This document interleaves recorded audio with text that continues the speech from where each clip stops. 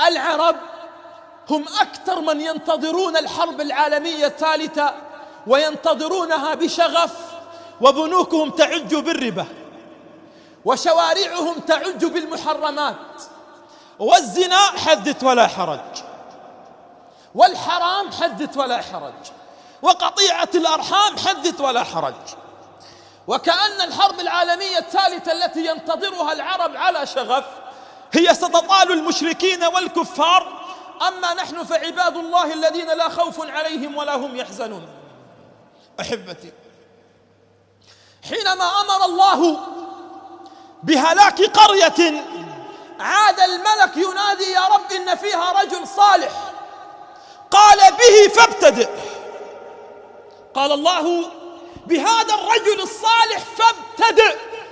لماذا؟ قال: كان لا يأمر بمعروف ولا ينهى عن منكر، وهو رجل صالح. أمر الله أن تهلك القرية ابتداء بالرجل الصالح.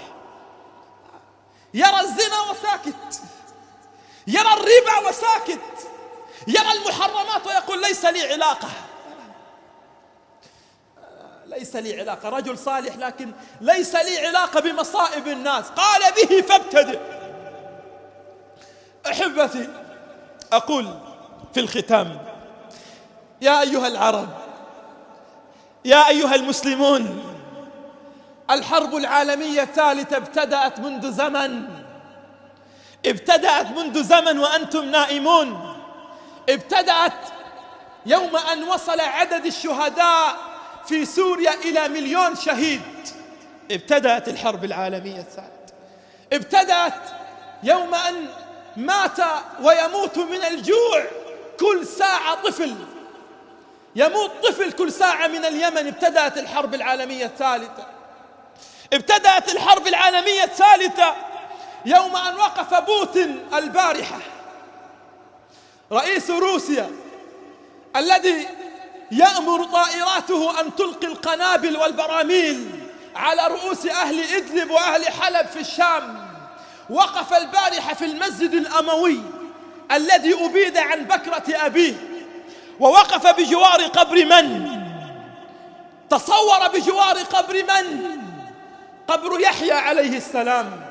ثم أخذ صورة بجوار قبر صلاح الدين الأيوبي.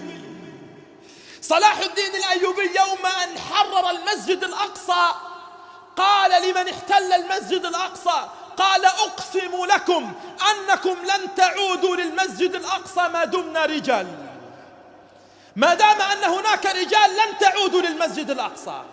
وما عادوا للمسجد الأقصى إلا أن يوم مات صلاح الدين ومات الرجال من بعد صلاح الدين. وها هو يعود بوتين ليأخذ صورة بجوار قبر صلاح الدين، حتى يقول وكأن لسان حاله يقول لصلاح الدين: أين جنودك؟ أين البلاد الذي فتحتها؟ أين المسجد الأقصى الذي حررته؟ واليوم دنيا ولم تقعد على موت رجل. أما موت 1,000,000 سوري فلا عين رأت ولا أذن سمعت. قامت القيامة في العالم لأن رجل مات ورجل قتل.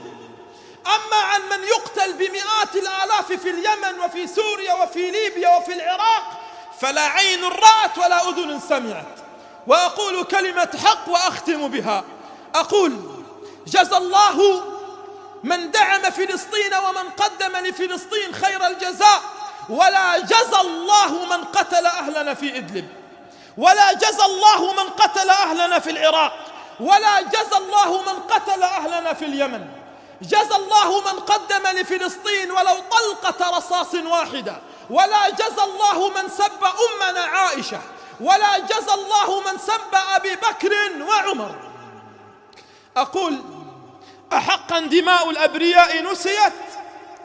أحقا دماء المئات الآلاف من الأطفال الذين كانوا يدفنون في قبر واحد، 10 أطفال و20 طفل في حلب كانوا يدفنون في قبر واحد، وكذا العراق وكذا اليمن.